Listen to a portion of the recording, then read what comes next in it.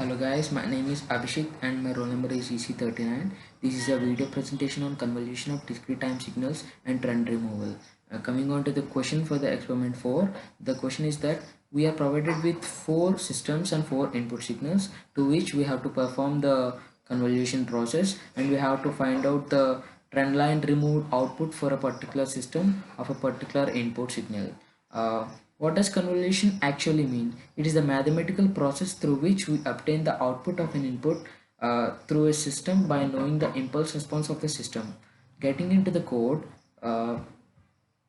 it is all about the convolution. Here I have written a function block for the convolution. The basic formula for the convolution is nothing but the summation of x of k multiplied by h of n minus k for the values of k from minus infinity to plus infinity. Here I have written it as y of n equal to y of n plus x1 of k multiplied by h1 of n minus k plus 1, where y of n is the output and x1 of k is the input, and h1 of k is also the impulse response of the system. This functional block is helpful for getting the convolved output for a particular system and an impulse and the particular input signal. In this part I have plotted the input signals by loading their files, and we can see the output. And if we observe them, the first signal xb2 is having a trend line which is going up and down, and the x2, x3, x4 are similar, but they are having a minor frequency changes, and that is called the noise. And the noise is getting increased from system x2 to x3 to x4. And going on to the convolution process, here for the system 1, the impulse response is found out to be h1 equal to 1 by 3, 1 by 3, 1 by 3 for the values of 0, 1, 2. After that I have converted the input signals with the systems and plotted the output. And we can see the output. It is nothing but this is the convolved output when xb2 is convolved with h1, and the respective system and the respective input signal are convolved with h1 to give the respective outputs. And getting on to the next system, and I have done the similar process here also. Here for the system 2, the impulse response is nothing but 1 by m from the values of 0 to m, and I have convolved that again in the similar way as I have done for system 1. And if we run that, it's asking to enter a value for m. Let us give a value for m as 25, and the output is nothing but this is the output. Here also we are getting the trend line as same, and we are getting a clearer signal with reduced noise. See, these system 1 and system 2 are nothing but moving average systems. That means they take the averages of the previous values to get the signal output. That means nothing but they are moving average system, and they are useful for reducing the noise of the signal. And as we increase the value of m, the noise can be filtered very easily. We can observe that by entering the value of m as 50, we can get a clearer output than before one. But if we observe that, we can see that these are the clearer output signals than that of the previous one when the m value is 25. Jumping on to the next code,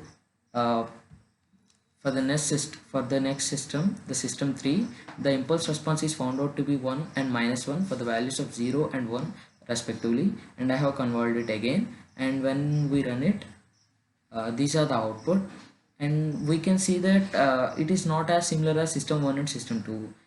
Here the noise is getting increased relatively. uh, so we can draw the conclusion later on, but we can see the output for the system 4 as well. Here for the system 4, the impulse response is found out to be 1 by 2, 0 and minus 1 by 2 for the values 0, 1, 2 respectively, and I have converted it again. Let's see the output. Here also it is similarly behaving as the same type as the system 3. That means we can draw a conclusion that the system 3 and system 4 are nothing but differentiating systems. That means these systems are helpful for increasing the noise of a signal in the output, and whereas the system 1 and system 2 are moving average systems. They make the impulse they make the input signal uh, they make the output signal so clear by removing the noise, and after that the trend removal function, it is nothing but we can see in the input signals, uh, the input signal xb2 has the trend line. For removing that, I have used the system 2, and after that the equation for removing the trend line is nothing but the input minus convolved signal. That means that the trend line removed output is equals to input signal minus convolved output signal, and when we plot it,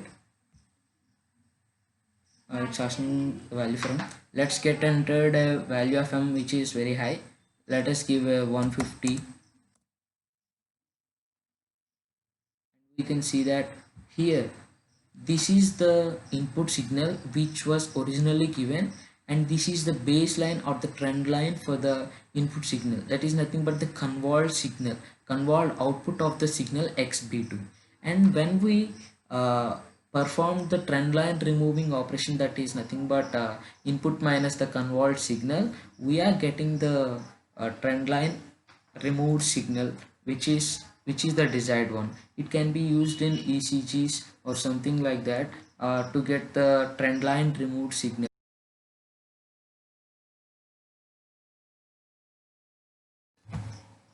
Types of systems. There are so many types of systems in which we are going to discuss about memory and memoryless systems. Memory system is nothing but the present output depends on the present and past outputs and inputs. Memoryless system is nothing but it does not depend on the previous inputs and outputs. And after that, the invertible system. For a system when the input can be obtained again uniquely by the output signal, then the system is called to be invertible, and if it's not, then it is a non-invertible system. The system is said to be causal if the present output depends on the past inputs, and if it depends on the future inputs, then it is a non-causal system. And causal systems are realizable and non-causal systems are non-realizable in the physical world. And after that, the linear system is nothing but the system which obeys the principle of homogeneity and superposition, and the nonlinear system is nothing but which does not obey the homogeneity and superposition principles. And the time invariant systems, when the input is delayed by n units, if the output is also delayed by n units, then the system is called time invariant, and if it does not, then it is called time variant system. And the stability and stable and non-stable system, and if we come to the stability part, there is a BIBO stability. BIBO stability is nothing but bounded input and bounded output system, and that means when we bound the input, if the output also bound to finite value, then it is called a PIBO stable system, and if it does not bound to a particular finite value, even though the input is bound to a finite value, then the system is nothing but uh, unstable system. Thank you. This is the end of the presentation.